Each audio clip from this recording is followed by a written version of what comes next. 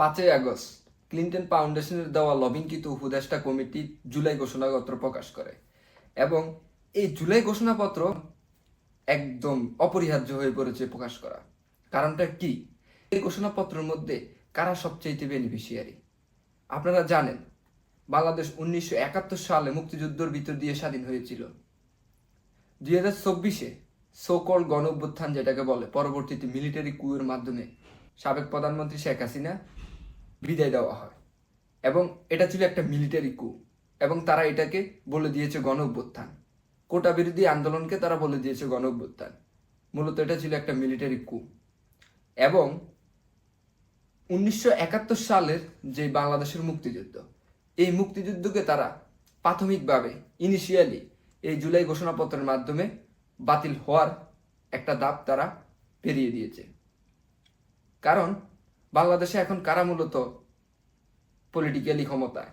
রেডিক্যালিস্টরা, জামায়াতে ইসলাম, যেটা 1971 সালে বাংলাদেশের স্বাধীনতা বিরোধী এবং বাংলাদেশের যে পাকিস্তানি জেনোসাইড গণহত্যা চালিয়েছিল, এই গণহত্যার সবচাইতে বড় কমিটেড সংগঠন ছিল জামায়াতে ইসলামী। বিগত 54 বছর বাংলাদেশের মুক্তিযুদ্ধকে তারা স্বীকৃতি করে না এবং তারা যে যুদ্ধ অপরাধী এটাও তারা স্বীকার করে না।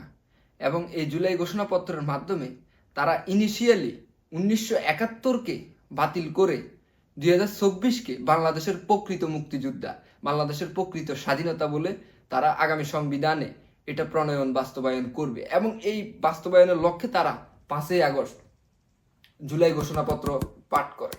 সে কারণে আজকে দেখেন ইউনূস কেন ক্ষমতায় এলো?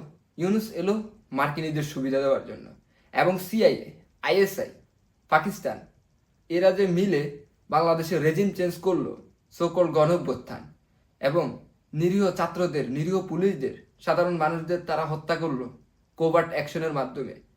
এবং এই তদন্ত কমিশন না তৈরি করার মাধ্যমে তারা বলে যে 2000 ছাত্র হত্যা হয়েছে, স্পষ্ট কোনো তালিকা নাই। এবং জুলাই ঘোষণাপত্রের মাধ্যমে তাদের যে মুখ্য উদ্দেশ্য, সেই মুখ্য উদ্দেশ্য হলো যে বাংলাদেশের 1971 সালের ইতিহাসকে চিরতরে বিদায় দেওয়া এবং এটা তাদের প্রাথমিক তাদের স্তর, যে তারা এটার মাধ্যমে আগামী দিনে যখন তারা ক্ষমতায় আসবে, যেমন আজকে আপনারা দেখতে পাচ্ছেন সামহাউ এই রিডিক্যালিস্টদের মাধ্যমে বাংলাদেশের ক্ষমতা আগামী দিনে অভ্যন্তরীণ হবে এবং সংবিধানে জুলাই ঘোষণাপত্রকে আগামী দিনে তারা সর্বপ্রথম মুক্তিযুদ্ধের ইতিহাসকে তারা রাখবে, কিন্তু এটা ক্রমাগতভাবে আস্তে আস্তে তারা এটাকে বাতিল করে দিবে এবং জুলাইকে সামনে এনবে। জুলাই হচ্ছে প্রকৃত বাংলাদেশ, 1971 সাল বাংলাদেশ নয়। এবং তারা এটা ঘোষণা করবে কারণ তারা বিশ্বাস করে যে এটা গোলাম আজমের বাংলাদেশ, মুক্তিকামী স্বাধীন বাংলাদেশ নয়। 1971 সালে যে আমাদের 30 লক্ষ মা বোন, 30 লক্ষ আমাদের শহীদ হয়েছে বাংলাদেশের মানুষ স্বাধীনতার জন্য এবং মা বোনদের নির্বিচারে অত্যাচার নির্যাতন করেছে পাকিস্তান মিলিটারি, তারা সেটাকে তারা গ্রহণযোগ্য হিসাবে নিয়েছে। আজকে বাংলাদেশের অর্থনৈতিক অবস্থা দুরবস্থা হয়ে পড়েছে, তাদের কোনো কথা নাই, তারা নৈতিকতার কথা বলে, তারা প্রত্যেকটা প্রতিষ্ঠানে তাদের রেডিক্যালাইজ মাইন্ডসেট আমাদের তরুণ প্রজন্মর ভিতরে তারা ঢুকিয়ে দিয়েছে। এবং আজকে যেটা মূল বিষয়, এই জুলাই ঘোষণাপত্রের মাধ্যমে তাদের নতুন বাংলাদেশ, কেন নতুন বাংলাদেশ বলে?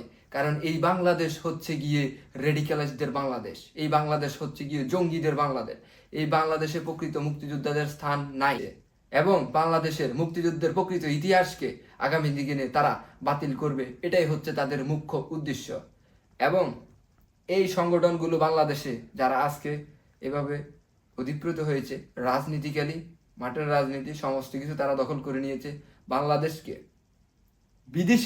বিদেশিদের হাতে তারা দাবিত করেছে এবং বাংলাদেশের সার্বভৌমত্বকে বিপর্যয়ের মুখে তারা ঠেলে দিয়েছে। তারা বলে যে ভারত বিরোধী হচ্ছে তাদের একটা ন্যারেটিভ, ভোট ব্যাংক তৈরি করার জন্য, এটা জামাতের ন্যারেটিভ। তারা বলেছে যে ইউনূস ক্ষমতায় না আসলে ভারত এই দেশ দখল করে ফেলবে। মানে কি? ভারত তো আমাদের স্বাধীনতা যুদ্ধে সাহায্য করেছিল, ভারতের যদি বাংলাদেশ নেওয়ার প্রয়োজন হইতো তাহলে তো 1971 সালে ভারত বাংলাদেশ নিয়ে নিতে পারতো। হ্যাঁ, আর ভারতের মিলিটারি পাওয়ার কতটুকু আর বাংলাদেশের মিলিটারি পাওয়ার কতটুকু? ভারতের সাথে শত্রুতা করে এই যে গত 1 বছর কি এমন গোপন চুক্তি, দেশ বিক্রির গোপন চুক্তি না বলে আওয়ামী লীগ করেছিল? তাহলে গত 1 বছর এটা কেন প্রকাশ্যে আনা নাই? যেটা বলা হয় যে তাহলে এতগুলা চুক্তি শেখ হাসিনা যদি করেই থাকে ভারতের সাথে, তাহলে এগুলো কেন গত 1 বছরে বাতিল করা হয় নাই? সেই প্রশ্ন আপনাদের কাছে রইল। সর্বশেষ যেটা বলবো যে আপনারা মানুষ জাগ্রত হন। এদেশের সার্বভৌমত্ব আজকে হুমকির মুখে। এদেশ আজকে পাকিস্তানি পেদাত্তারা দখল করে নিয়েছে। যারা ইসরায়েল যেমন গাজায় গণহত্যার সাথে কমিটেড, তেমনিভাবে এই জামায়াতে ইসলাম 1971 সালে মুক্তিযোদ্ধাদের উপর যে হত্যা হয়েছে, 1971 সালের বাঙালিদের উপর যে নির্মম হত্যা পাকিস্তান মিলিটারি করেছে, ঠিক তেমনিভাবে এই জামায়াতে ইসলামও একটা গণহত্যাকারী সংগঠন। প্রতিজ্ঞাবদ্ধ হন, দেশের সার্বভৌমত্ব রক্ষার জন্য এগিয়ে পড়ুন। কোনো মার্কিন, পাকিস্তান, তাদের বিদেশি শক্তি যেন এদেশে প্রয়োগ না করতে পারে। আজকে আমাদের শপথ হোক যে আমরা বাংলাদেশের সার্বভৌমত্ব রক্ষায় সর্বত্র নিয়োজিত থাকব। কোনো রেডিক্যালিস্ট, কোনো জঙ্গি, কোনো স্বাধীনতা বিরোধী শক্তি যেন এদেশের ক্ষমতায় না আসতে পারে, যেন এদেশ না দখল করতে পারে। তাদের আপনারা অবস্থান দেখুন। তারা প্রত্যেকটা শিক্ষা প্রতিষ্ঠানে তরুণ প্রজন্মকে এমন আইডিওলজি দিয়ে দিয়েছে যে তারাই একমাত্র নিট অ্যান্ড ক্লিয়ার। অতএব এই জুলাই ঘোষণাপত্রের মাধ্যমে তারা ইনিশিয়ালি যে স্টেপটা নিয়েছে সেটা হচ্ছে গিয়ে বাংলাদেশের মুক্তিযুদ্ধকে, বাংলাদেশের স্বাধীনতার ইতিহাসকে, 71কে যেভাবে হোক বাতিল করা। মানে 2024-এর 5ই আগস্টের পর বাংলাদেশ হয়েছে, 1971 সালে কোনো বাংলাদেশ হয় নাই। এটাই হচ্ছে তাদের মুখ্য উদ্দেশ্য। এবং গত 54 বছরের ইতিহাসকে তারা মুছে ফেলার প্রাথমিক দায়িত্ব নিয়েছে। 1971কে মুছে ফেলার দায়িত্ব নিয়েছে তাদের নতুন বাংলাদেশ, মানে তাদের নিজামীর বাংলাদেশ, ইবাদের বাংলাদেশ, স্বাধীনতা বিরোধী বাংলাদেশ। অতএব আজকে থেকে আপনারা সকলেই সোচ্চার হন দেশের সার্বভৌমত্ব রক্ষার জন্য। ধন্যবাদ।